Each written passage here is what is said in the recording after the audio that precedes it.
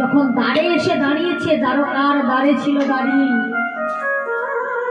হাতে ছিল বেদ, এসে যখন বলছে দাঁড়ি ও দাঁড়ি, এখানে কি আমার বন্ধু থাকে? তোমরা কি তাকে চেনো? তোমরা কি বলতে পারো আমার বন্ধু কোথায়? দাঁড়ি আমি ক্রুদ্ধ হয়ে বলে উঠল, কে তোর বন্ধু? এখান থেকে দূর হয়ে যা। হায় রে, এ জগতে সবাই আমার বন্ধুকে চেনে, তোরা চিনিস না? আচ্ছা দাঁড়ি, তোদের দ্বারকার রাজার নাম কি? আমাদের দ্বারকার রাজার নাম হচ্ছে মহারাজ কৃষ্ণচন্দ্র। হায় রে, শোন দাঁড়ি শোন, তোদের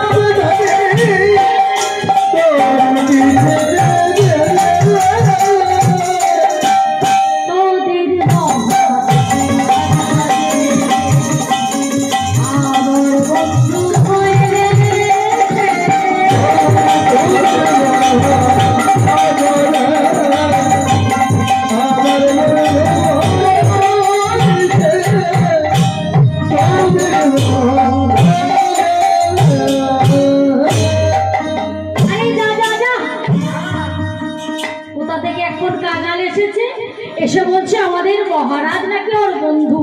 যা না, এখান থেকে তুই দূর হয়ে যা। যখন ভেতরে ঢুকতে দিচ্ছে না, প্রহরীরা ওই সুদামার পৃষ্ঠে বেঁধে আঘাত করতে শুরু করেছে। এদিকে দ্বারকার সিংহাসনে বসেছিলেন মহারাজ কৃষ্ণচন্দ্র, শতেক মহিষী পদসেবা করছে। হঠাৎ এক সময় ভগবান কৃষ্ণচন্দ্র বলে উঠল, রুক্মিণী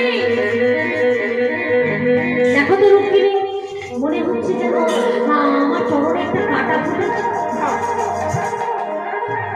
প্রভু, আপনি তো সিংহাসনে আছেন, কাঁটা কোথা থেকে আসবে? ওই দেখি দেখি দেখি। তাড়াতাড়ি করে কৃষ্ণচন্দ্রের চরণটি তুলে দেখছে, সত্যিই কাঁটা বিঁধেছে, অঝোর ধারায় রক্ত গড়িয়ে পড়ছে। রুক্মিণী সত্যভামা জাম্ববতী বলে উঠল, প্রভু, এই সিংহাসনে বসে থাকার সত্ত্বেও আপনার চরণে কাঁটা কোথা থেকে এলো? ভগবান আমার বলে উঠল, রুক্মিণী তোমরা জানো না, ভক্ত যখন ভগবানের হয়ে যায় তখন ভক্তের অঙ্গের আঘাত ভগবানের অঙ্গে এসে লাগে। বলো না প্রভু, কে এমন ভক্ত, কে আসছে আজকে আপনার কাছে, যার আঘাত আপনাকে এমন ব্যতীত করে তুলেছে? তোমরা জানো না, আজকে আমার প্রাণের বন্ধু সুদামা আসছে।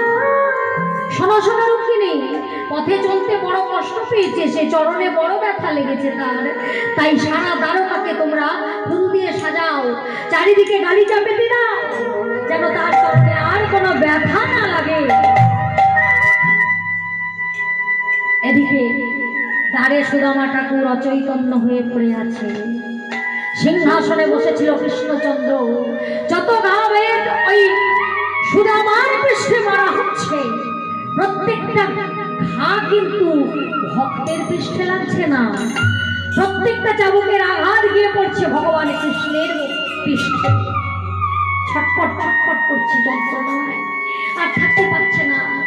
ওই সিংহাসন ছেড়ে মেঝেতে পড়ে গড়াগড়ি দিচ্ছে, যাও রুক্মিণী আমার বন্ধুকে নিয়ে এসো। ছুটতে ছুটতে সবাই এসে দেখলো অচৈতন্য হয়ে পড়ে আছে সুদামা ঠাকুর।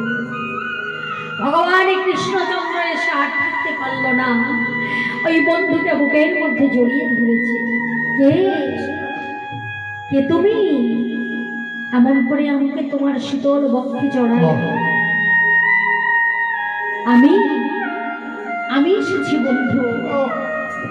এতদিন পরে এক বন্ধু আর এক বন্ধুকে বুকে পেয়ে দুজনাই নয়ন জলে ভেসে যাচ্ছে। চলো বন্ধু, আমার প্রাসাদে চলো। আদর করে সুদামাকে বুকে জড়িয়ে ধরে এনেছে। ভগবান কৃষ্ণচন্দ্র নিজের স্বর্ণ সিংহাসনটায় ভক্ত সুদামাকে বসিয়েছে। বসানোর পর ওই মহিষীগণকে বলে উঠল, যাও রুক্মিণী, আমার বন্ধুর জন্য পাদ্য অর্ঘ্যের ব্যবস্থা করো। তাড়াতাড়ি করে সোনার থালা আনা হয়েছে, স্বর্ণ ঝাড়িতে করে জল আনা হয়েছে। ভগবান আমার ভক্তির পদতলে বসে সুদামার দুটি চরণ ওই স্বর্ণ থালিকার পরে রেখে স্বর্ণ ঝাড়ির জল দিয়ে নিজের হাতে চরণ ধুয়ে দিচ্ছে। সুদামা বলে উঠল, বন্ধু আমার অনেক দিনের বাসনা ছিল। তুই কি করছিস বন্ধু? আমি যে কাঙাল। তুমি চুপ করো। আজকের দিনে তুমি হলে আমার ঘরের অতিথি, আমার কাজটা আমাকে করতে দাও। নিজের হাতে স্বর্ণ থালার উপরে চরণ দুটো রেখে ভক্তের চরণ যুগল ধ্বংস করিয়ে দিচ্ছে। আর পথ চলতে চলতে চরণে যত আঘাত ছিল নিজের হাতে সেগুলো সব ভক্তির চরণ থেকে মুছে দিচ্ছে। চরণ ধৌত করিয়ে রুক্মিণী সত্যভামাকে বলে উঠল, যাও আমার বন্ধুর সেবার আয়োজন করো। আসন পাতা হয়েছে, স্বর্ণ থালায় করে বিষ্ণু মিষ্টান্ন পক্ষ পক্কান্ন সমস্ত কিছু সাজিয়ে আনা হয়েছে। বসেছে, নাও সেবা করো। ভক্ত দেয় ভগবানের মুখে, ভগবান দেয় ভক্তের মুখে। দুজন দুজনের সেবা করালো, তবুও নাড়ু দিল না। দেবে কি করে? এই রাজপ্রাসাদে রাজার মুখে ভিখারির খুদের নাড়ু কি দেওয়া যায়? বুকের মধ্যে নাড়ুগুলো চেপে লুকিয়ে রেখেছে। ভোজন হয়ে যেতে ভক্ত শয়ন করেছে। ভগবান আমার পদতলে বসে বসে ভক্তের পদ সেবা করছে। পদ সেবা করতে করতে সুদামা যখন ঘুমিয়ে পড়েছে, বুকের মধ্যে নাড়ুগুলো চেপে আছে। ভগবান আমার বলে উঠল, বন্ধু, এতদিন পরে তুমি আমার কাছে এসেছো। বসুন্ধরা কি আমার জন্য কিছুই পাঠায়নি? ওই দেখি তুমি আমার জন্য কি এনেছো। লুকিয়ে সেই বুকের ভেতর থেকে ছিন্ন বসনে বাঁধা নাড়ুগুলো বের করেছে। বের করে যখন কুদের নাড়ুটা বদলে দিচ্ছে আর বলছে, কতদিন আমি ভক্তের প্রেমে মাখা ভগত প্রসাদে বনে ভালো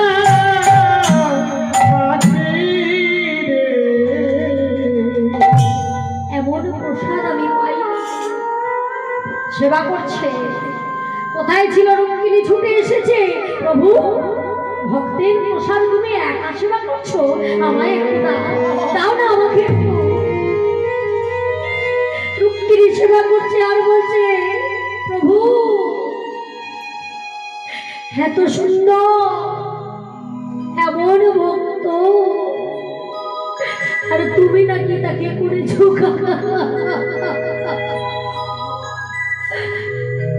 আর তুমি কষ্ট দিও না প্রভু,